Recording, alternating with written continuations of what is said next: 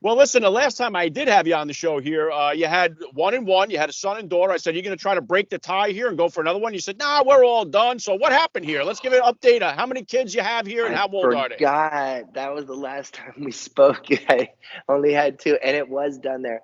Yeah, it wasn't planned, and we were done at that time. But we now are in a place where I can't see it any other way. And the new addition, Pearl, my daughter Pearl, 7 months right now. Time has been flying, but just such a joy, and I'm so happy that she is in our life. Yeah, well, congratulations. And I was following you closely there when you put the post up there. I was praying for you. I know you had some Thank you. complications. If you could, maybe what you can, if you could walk us through. And Yeah, obviously, the COVID-19 is a tough time for any parent. I would imagine adds to the stress level of having a kid during these last year and a half yeah, or so. So just walk us through the whole experience there, if you could. yeah. Well, I think that was one of the reasons why we weren't prepared for it, and there was definitely we just didn't know necessarily what was going to happen. And when we got to the place, especially when it came to COVID and came to the pandemic and all these other things, it's like there's all these questions and all these worries that you have as a parent, and then you finally go to the hospital, and you're expecting things to be normal. And obviously I am on social media sometimes, and sometimes my heart gets the better of me, and I sometimes post things, and I'm just like, oh gosh, but but I felt like at that time maybe it would be, I was very emotional at that time, going through some emotions.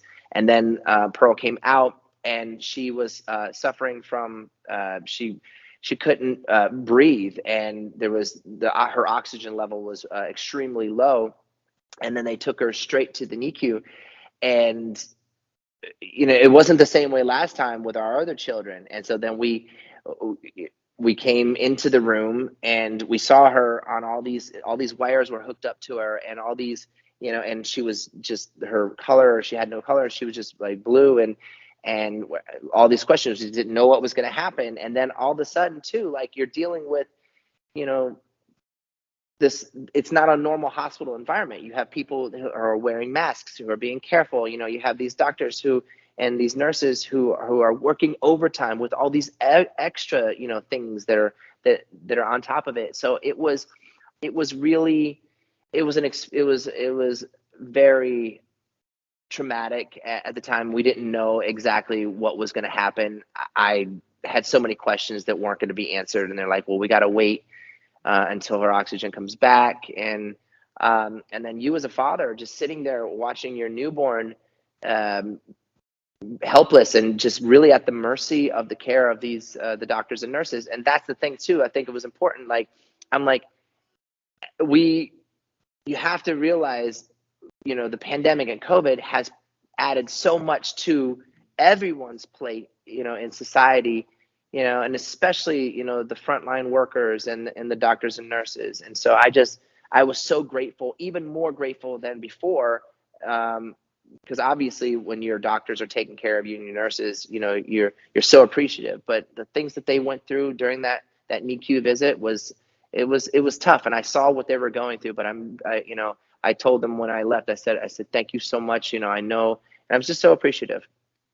Yeah, well said. And again, it's such a reminder of what a blessing it is to have a child. And it's like, I know just from going to the hospital myself with 4 kids, each and every time, you never know what other parents are going through while you're in there. So you are celebrating. You want to kind of keep things to yourself a little bit, because Yeah. while you're celebrating, others are suffering. So it's a kind of a weird spot sometimes. I'm wondering, what was the situation like, or what was the response like from your other 2 kids? Did they know what was going on? Were they aware that there were some complications? When was the first time that they got to see their baby sister? Was it in the hospital, or when she came home? No, so obviously there was only a certain amount of people who were allowed into the hospital. It was just my wife and myself. And there, like I said, there was a lot of protective measures that were in place.